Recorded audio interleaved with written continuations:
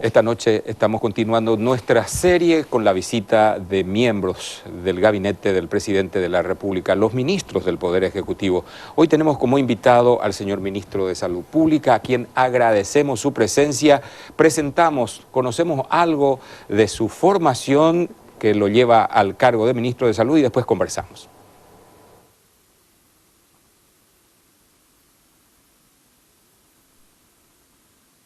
Antonio Carlos Barrios Fernández, 58 años, ocupa la cartera de Salud Pública desde el 15 de agosto del 2013. Es doctor en medicina con especialización en pediatría y neonatología. Trabajó en el Hospital de Policía Rigoberto Caballero, fue integrante del Consejo de Administración del Instituto de Previsión Social y viceministro de Salud Pública. Médico personal de Horacio Cartes, quien le encargó la titularidad de la cartera sanitaria. Su principal desafío es el mejoramiento del sistema de salud caracterizado por la escasez de medicamentos e insumos, además de camas, principalmente en las unidades de cuidados intensivos. Ministro, gracias por aceptar este breve espacio que nunca es suficiente como para poder no solamente mostrar y contar qué problemas hay, sino las soluciones que se le están dando. Con respecto al reclamo del joven al vicepresidente de la República, me señalaba usted que precisamente en ese lugar hicieron una inversión importante, que nos está notando o que nos responde a ese pedido en particular. ¿Por qué?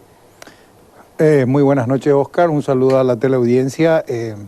En esa localidad hicimos una inversión de 300 millones de guaraníes para el mejoramiento de la infraestructura. Esa es una unidad de salud familiar que está compuesta por un médico, por enfermeras, por una obstetra y por los personales auxiliares de la salud. O sea, está completa. Lo que el joven reclamó es la posibilidad, a pesar que en vivo lo dijo que necesito de enfermera, él reclamó la posibilidad de ser atendido por un neurólogo. Es muy difícil, por no decirte hoy, imposible, que una unidad de salud familiar que no tiene que tener un servicio especializado lo tenga, ¿verdad? Para eso están los hospitales regionales o los hospitales distritales, que sí tienen la posibilidad de tener un médico de alta especialización y en este caso un neurólogo, que es lo que está reclamando, ¿verdad? ¿Y qué hay que señalar en estos casos? ¿Qué hay que responderle a un joven así? Que seguramente después tiene muchos limitadores. Debemos facilitarle la asistencia, ¿verdad? Correcto. Ahora, hay que ver este joven qué dificultad tiene para acercarse a un centro especializado.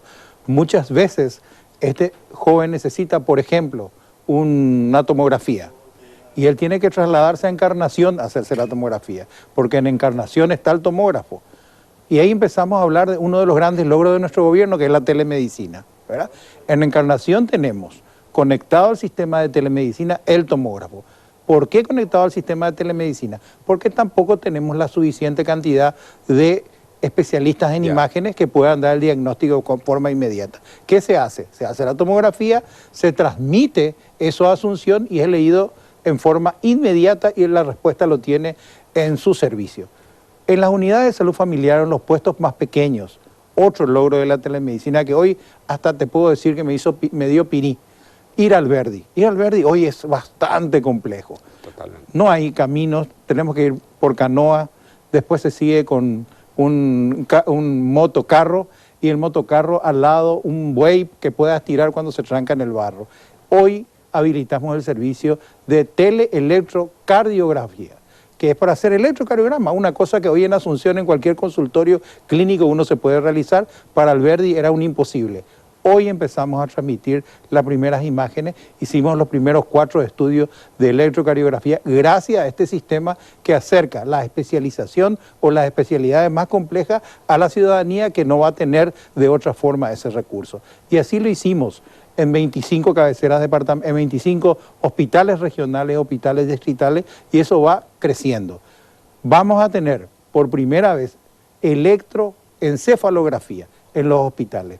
Tenemos ya realizada la compra, estamos esperando que lleguen la primera quincena de septiembre, los primeros electroencefalogramas que van a servir para los estudios del cerebro y que van a ser transmitidos esos resultados también por telemedicina. Una salida importante. Telemedicina es uno de nuestros grandes, es un gran paso, es uno de los grandes logros.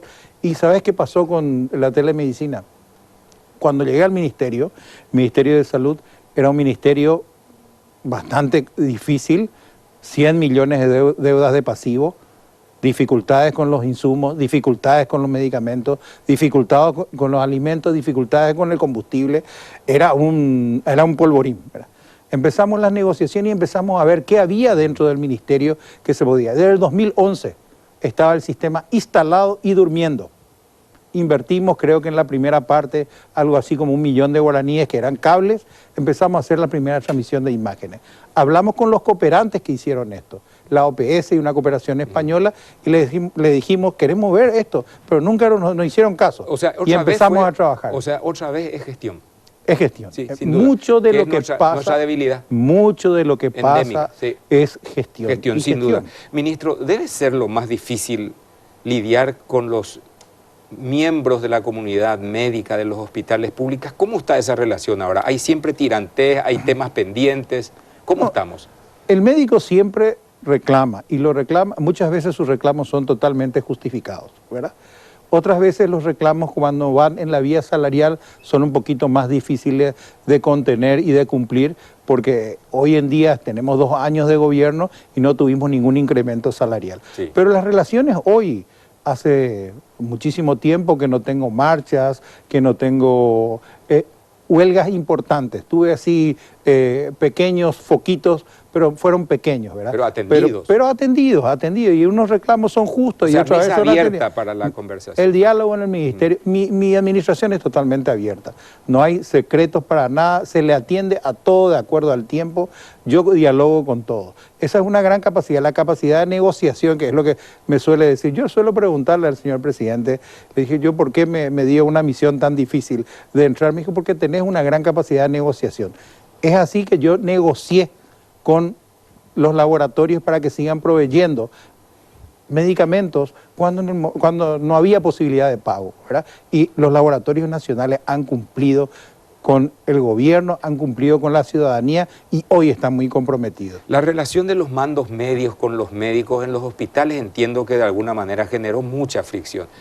La defensa suya, por ejemplo, en algunos casos también abrió un frente que parece a veces innecesario. Claro, uno no sé y dice, tiene toda mi confianza. ¿Vio que resultó en algunos casos? ¿Sigue estas cosas o no? Ya no tiene ningún ejemplo. Siempre van a existir, porque siempre existe disconformidad por algunas partes. Y el gremio médico, con algunos de los directores siempre tenemos. Y también tenemos muchas reuniones con los directores, mucho diálogo con ellos, porque hoy la ciudadanía reclama una mejor atención, una atención con calidad, que el paciente sea tocado, ¿verdad? Y eso se perdió un poco, ¿verdad? Entonces hoy nosotros insistimos en los directores que conversen con sus médicos, que muchas veces están también sobrepasados, porque tenemos que entender que hoy la salud pública asiste a demasiada gente. En la salud pública hoy atendemos, y no porque la atención sea mala, o no porque no exista medicamentos, asegurados del Instituto de Previsión Social, asegurados privados que acuden a la salud pública, donde tienen una asistencia con recursos humanos de alta especialización y tienen los insumos y los medicamentos. Ejemplos, Hospital San Jorge, donde se trata el corazón, donde se hace cateterismo en forma totalmente gratuita. Un asegurado tiene que ir y tiene que pagar por su stent. Nosotros damos el stent en forma gratuita. Una inversión millonaria, hoy con suficiente insumo, con suficientes medicamentos, con una lista de espera porque nos damos abasto a todos los reclamos. Ministro, tengo una observación sobre lo que está diciendo. Es medicina de alta complejidad. Sí. En general los números requeridos no son, digamos, no digo que no tengamos interés en eso, no son muchos. La atención primaria, la salud es donde notamos que hay realmente muchos reclamos. ¿Qué me responde a eso? Insumos, los hospitales amontonados. Vamos a ver. Sí. La asistencia, la unidad de salud familiar o asistencia primaria de la salud, como dijiste, fue uno de los grandes agoreros de que nada funciona, ¿verdad? Porque existen y lo tenemos nosotros dentro de la oposición, de que el ministro Barrios era un enemigo de la unidad de salud familiar, que lo iba a hacer desaparecer a la unidad de salud familiar. Al contrario, toda la vida dije, la puerta de entrada a la salud pública es la unidad de salud familiar, es el médico que está asistiendo en la primera entrada. Y yo lo destaqué, ¿se acuerda que le dije, señor, es bueno que se reconozca que una iniciativa que no es de este gobierno funcione y que ustedes lo iban a reforzar más? Encontramos, ¿está ocurriendo eso?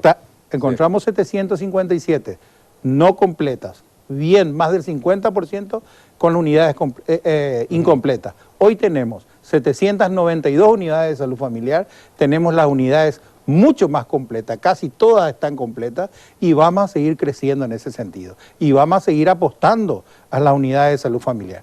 El tema de medicamentos e insumos, cierto, hemos padecido un 2013 muy duro. No existe proceso licitatorio que dure menos de 6 a 8 meses. Burocracia. La burocracia. Cuando entramos al ministerio estábamos desabastecidos, empezamos a hacer las licitaciones abiertas para provisión de 3 o 4 años. Hoy en día, te podemos decir, tenemos suficiente cantidad de medicamentos, suficiente cantidad de insumos. Hay que entender que no existe en salud pública todos los medicamentos que uno pueda necesitar. Existe un listado básico de medicamentos esenciales que son los que el ministerio se compromete a tener.